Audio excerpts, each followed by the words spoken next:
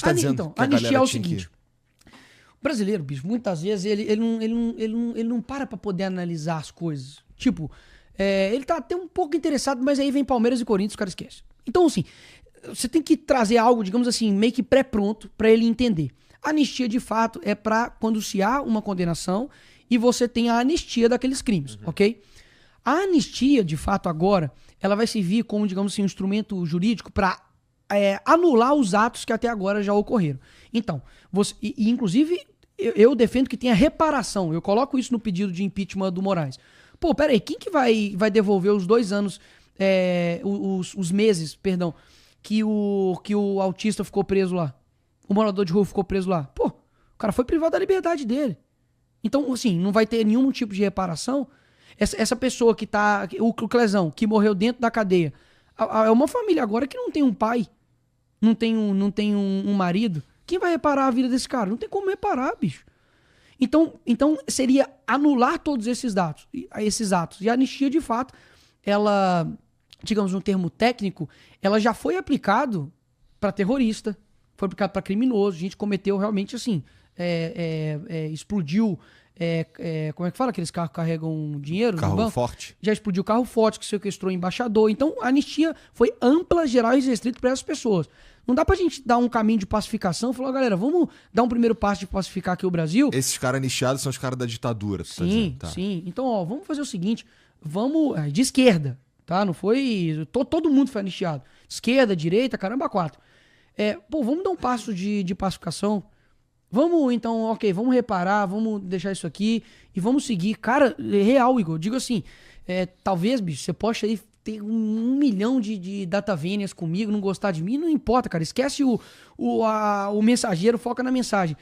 A gente não tem mais nada pra se preocupar, irmão. Nós somos um país soberano. Ah, é? Quer dizer que então nós decidimos com independência as questões dentro do Brasil. Ah, é? Fala então, vai combater o Comando Vermelho lá no Rio de Janeiro, pô. Combate o PCC aqui em São Paulo aqui, pô. Fala aí. Tô abrindo guerra contra o que me organizaram no Brasil. Fala aí, Lula. O Dino, pô, que deveria ser o cara mais odiado pelo crime organizado no Brasil, ele desceu na favela da Maré como se ele estivesse descendo na Disney. Não pode mais agora, né? Mas tá descendo como se fosse na Disney, meu irmão. O The Hit, que é secretário de segurança de São Paulo, pede pra ele ir lá na Maré pra você ver como é que ele vai ser recebido. Pô, se ele não for, meu irmão, com uma estrutura de carro forte, sabe, de armamento, ele não entra onde é que o Dino entrou. Então será que nós não temos mais nada mesmo pra poder resolver? E outra coisa, ano que vem vai completar 18 anos do PT no poder. A culpa é toda do Bolsonaro? A culpa nunca é deles. Então a culpa do Nordeste, que sempre foi colocado o governo ali dos caras, sempre tiveram dentro ali do maquinário público, a culpa não é deles. Coincidentemente, tem um dos piores IDH do Brasil. Pará. Tá fazendo agora um evento que chama COP30. Bilhões. Sendo que o Pará, praticamente quase que... Vou dar um dado errado aqui, mas pesquisa aí. Quanto que a população do Pará tem de saneamento básico. Perdão aqui o palavreado. A galera não tem onde cagar e as pessoas estão preocupadas com a mulher que escreveu perdeu uma maneira numa estátua. Isso é uma sociedade que pra mim tá num nível... de uma saúde mental e moral doente, cara. Doente. Pô, todos os caras... Meu irmão, o Youssef, que foi responsável aí, cara, Lava Jato, Doleiro, Caramba 4, foram anulados todas as condenações do cara. Me fala um corrupto hoje que tá com tornozeleira, Igor. O Sérgio Cabral. Ele tá com tornozeleira? Tá. Mas ele tá onde? Tá em casa, Ah, lendo livro. Tá lá, lendo um livro, sendo um influenciador quase, pô. Ele daqui a pouco vai estar, enfim, dando palestras aí. Bolsonaro tá de tornozeleira. O Bolsonaro, mas é corrupto? Eu falei de corrupto. O que o Bolsonaro roubou? Eu não sei. Nem eu sei, nem ninguém. Nem você, nem ninguém. Então, mas assim, é que eu não... Pô, realmente, eu não sei. Então vamos lá. Se ele tá preso... Vamos lá, ele tá tornozeleira eletrônica pelo quê? Qual que é o motivo da prisão domiciliar do Bolsonaro? Porque ele pode... Bom, ele tem uma porrada de coisa que tá acontecendo, né? Inclusive tem a ver com o papo dele não poder falar com um filho específico, que é o Eduardo Bolsonaro, que tá nos Estados Unidos, que teria articulado alguma coisa no caminho da gente sofrer as sanções do Trump ou da lei Magnitsky ser aplicada nos caras. E ele tá de tornozeleira pra ele não fugir que nem a Carla Zambelli. Mas vamos lá. Quais que já foram as tentativas, ou digamos assim, indícios de que o Bolsonaro fugiria, bicho? Bom, eu também concordo contigo que não.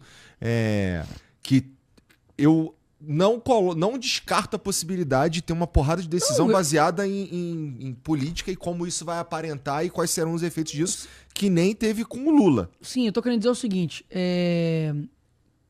quem transformou a prisão de cadeia para prisão domiciliar do suposto, ou praticamente o mandante da Marielle, que foi o Chiquinho Brazão, foi o Alexandre de Moraes. Transformou a cadeia, digamos, a pena dele para prisão domiciliar.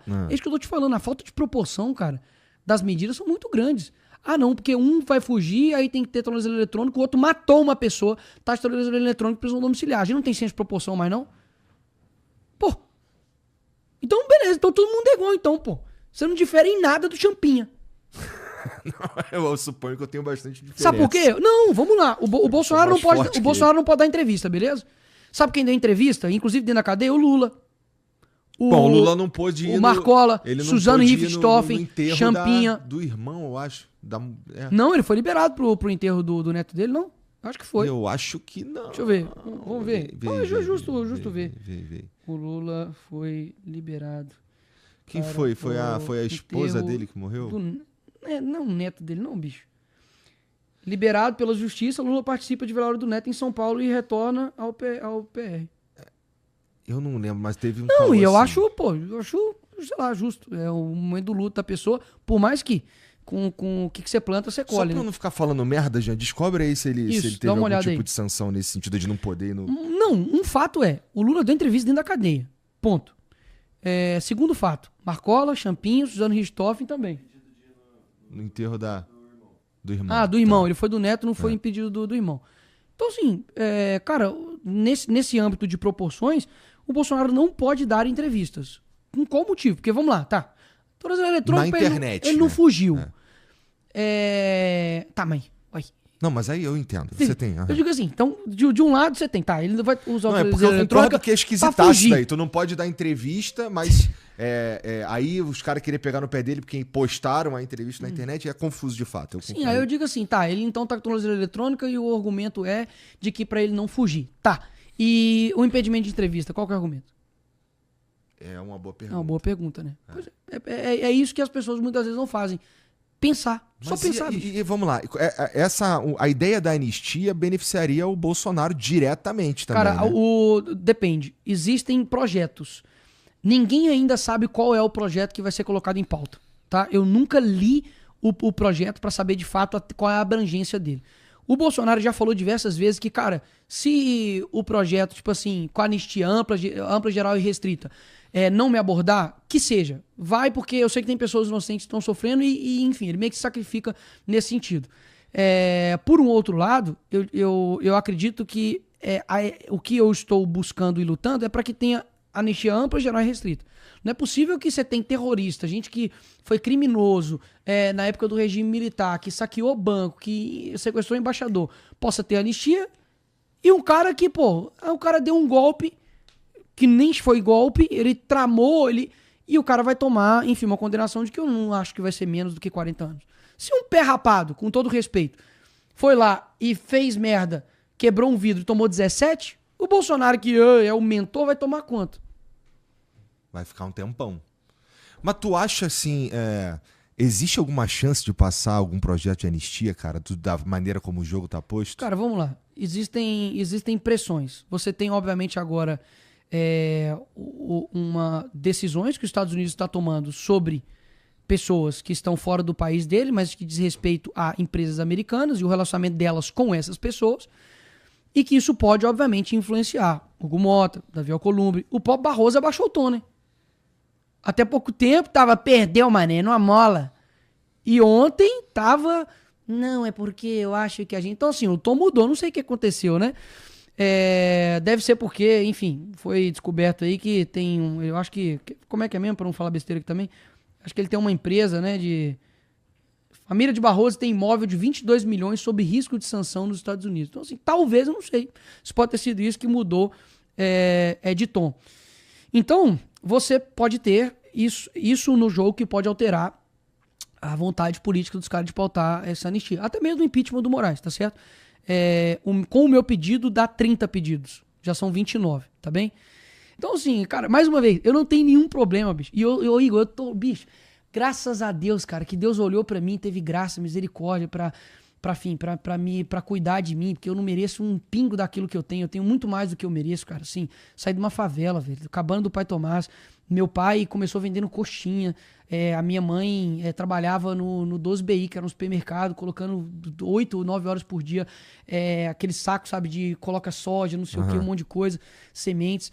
E me tornei deputado federal, cara, assim, o Elon Musk que me segue, compartilhou um vídeo meu, assim, o presidente da República, já estive no Palácio do Planalto, como vereador, aprovei 9 leis, deixei lá, até hoje não tem nenhuma linha sobre corrupção minha, sobre emenda. O que os caras têm pra falar que seu primo foi pego com 30 quilos de maconha. Falei, mas e daí? Imagina você responder por toda merda que teu parente faz. Eu tenho algum relacionamento com isso? Tive alguma coisa a ver? Mas você mandou milhões de emenda... depois eu passo o contato dele pra você. Tô brincando. Eu falei, pô, o meu primo é um primo que eu vejo em casamento e em velório, tenho um relacionamento com ele. E outra, mas você mandou emenda pra cidade. Cara, coincidência ou não, foi a cidade que eu mais tive voto proporcional em Minas Gerais. Quase 40% da cidade votando em mim. Então eu mandei. E por outra coincidência, o pai dele era candidato a prefeito e perdeu. Então o dinheiro que eu mandei pra lá não foi nem pros caras que eles estão falando que eu fui. Então, assim, por essas e outras... que eu vejo que eu conquisto a confiança das pessoas, não, Igor. Cara, eu não sou tipo assim, nossa, você é radical, você não conversa com ninguém, eu converso com todo mundo, cara. Eu só não converso com o Janones, por insalubridade. Tirando isso, cara, eu converso com qualquer pessoa, cara.